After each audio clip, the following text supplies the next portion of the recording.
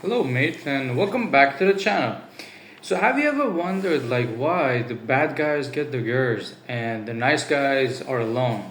Here's an example. The people who are in the prison, they have a few women that actually would stay in rotation to meet them, like 3 or 4 women that would come to see them. We're talking about criminals. When it comes down to other people that also are not so good, they will get the women, they will get the attention of the women. But when it comes down to the nice guys, they're always alone. Have you ever wondered that? Good guys get laid last. Why is it like that? I also have a video on the dog triad. If you haven't watched that, I recommend you to watch that because it tells you that women, based on the actual evidence, would, let's say something that they want, but when they reply to something, it's completely different. They, let's say, want to see you confident. The people who have the dark triad, meaning the narcissist, Machiavellist, and the psychopath, have a lot of confidence. Maybe you can argue that it's fake confidence, but the way they carry themselves looks like they're the leader, looks like they're decisive. And for the women, they feel like, okay, they can shut their head off and trust them and let them lead. Because based on the human psychology and the normal way family kind of functions, not these days LGBTQ kind of stuff. The normal way was that the man had to provide for the family and the woman didn't need to think so much. But right now it's completely different. So, uh, and the things that you have been told are all a lie. I can give you example. You know why they're all a lie? Because that, let's say that guy who's a bad guy, he's a psychopath, who would not care and just do whatever the hell he wants, is not afraid of losing the girl, and doesn't show too much agreeableness, has some options, and the woman will be like, okay, this guy is different. This guy is a challenge. And let's be honest, women, I know they're gonna hate me for this because I'm going to, let's say, tell you the things they never admit. Women want a guy that will be a challenge. That's why all the novels, all the stories you hear, Beauty and the Beast, they want a beast that they would tame. They would make the beast a normal, nice guy. That's what they want. They want a bad guy, but they would change that person. And here's the beauty of it. If they change it, it's done. They go to another beast and change that. That's why a lot of marriages don't last, because the excitement would fade away. That's why if you show too much agreeableness on a date, if you go out and you be like, yeah, you be like that, guess what? She knows she got you. And in her mind, because women are like this, women have a lot of psychological kind of thoughts, have this kind of games, have testing and all that thing. It is proven. Inside her mind, it will be like, I have this guy. That was easy. I don't need to do anything. I don't need to prove anything to him. I just snap my fingers and he would do whatever I want.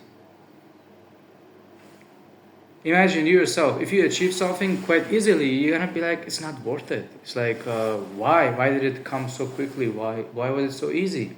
But when something is difficult, when something is like a challenge, it will be worth it, because it will be like, okay, this is worth it. This was not so easy. This was difficult. You understand what I'm saying? You can, because it's like you can reverse engineer it. If you feel somehow, that other person is going to feel the same. So sometimes, if they will actually test you, sometimes they would say something and they will look how you would reply. If you show too much agreeableness, they're gonna be like, well, I just said nonsense and he said okay. He cannot speak up for himself. There will be difficult times in our lives and he cannot even talk, let alone defend me. I don't feel comfortable with him. That's the thing. And the best seducers actually know this thing, that you should change the game. It's a mental game. Instead of just trying to convince the person on a date, the other person, that yeah, you're good, pick me. Because most guys are like this. They go on a date, they're like, yeah, where are you from? From that country? Great country. What do you study? Yeah, great. But if you be like this, the other one will be like, well, what is this? You know? But if you would be looking at it like, trying to evaluate deeply, it has worked. I mean, I have changed the way, and like, you cannot believe what has happened in the last few years. They would come after you because they would be like, okay, this is different. They need to prove themselves. And you would push them away, you'd be like, no, no, no. And they would be like, no, I have to have this. And that's when the game changes. And when you do that, when you understand how it works, it will be much easier for you, because majority of people don't know, and all their lives they try to chase after something, and it can be power and women, like very similar. It would run away. It's not if you're desperate, it would stay with you. If you're desperate, they will sense it, they will just run away from you. But if you have it, if you know how to sometimes act like you have it, it's similar. Then you will understand how to have it, and it will come to you. But if you just don't know anything and you show it outside, they will judge you. And people judge the book based on the cover. I know it's wrong, but they do it. And they're gonna judge you, and they'll be like, no, I don't think it's true. But when you show a decisiveness, you show the power, you show that you know what you want, you are not gonna be like crushed, because from time to time the women will test you. They might answer a text a few days later. They might bring a test on you, see how you would actually, let's say, respond to that. Then she'll understand how powerful you are. If you let her do whatever she wants, she'll be like, okay, this guy is a low value guy. I can cross his boundaries. His boundaries don't mean anything. Well, guess what? You lost that kind of game. But if you show her that you're not afraid to walk away, and to have you, she needs to get her things together, get her act together. I'm trying to be, say, not curse words, trying to be, getting the act together. If she can get her act together, and she needs to understand that she needs to respect you and everything, she will understand that, and it will switch in her mind. If something happens, pick up the first time. You see something you don't like, go and say, hey, I don't like this. This is not acceptable. No. And actually, women love that.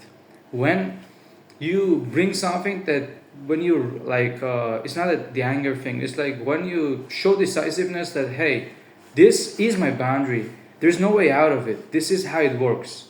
They will respect that. They might in front of you say, no, it's not possible. But deep down, they feel like, it's a dominance and submissive kind of ratio. The healthy way is that, okay, you have to have the right thing. And centuries of the time, men used to be more powerful. Men used to dominate. I know it's wrong. I know. But right now, it's exactly the opposite. It's like the women are savages, and they would be like 70% of jobs would be for women. Why? Why is it? Just because they were born a woman, they qualify for that? It's not fair. Like, right now, the men are the losers, and the women are like, yeah, we are independent, high value women. We want to do whatever we want. Like, listen to this one. A friend of mine was actually telling me this one a few days ago. He said that if you want to raise a boy and you want to raise a girl, it's completely different. You would tell the boy to be nice to the women, to know what they want, and be delicate and take it easy and be a gentleman. But to the girl, oh boy. You would tell the girl, do whatever you want, free. Boys, don't take them seriously. Focus on you. You are the priority. You are the thing. And all of a sudden she thinks like the world will stop turning on its axis if she would like change up, or if she prioritizes someone else. And it does a lot of things on the psychology. If you feel like you're the main part of the universe, which a lot of women these days being, I mean, come on, in their 20s, they actually have a lot of dating apps, swiping left and right, and everybody's right there. If that thing happens, it's like not mentally a positive thing, because they will not be good wife material. They will not stay in a relationship. They will not take care of a family. They would flock out with anyone that would be making them feel better, not even particularly being better. That's why a guy would buy a car for a woman And the woman would go fix the car. She would fall in love with a mechanic who would fix the car. It's because the mechanic made her feel good. It's like the feeling matters more than the logic. And that's the interesting part. Because women sense things on another level.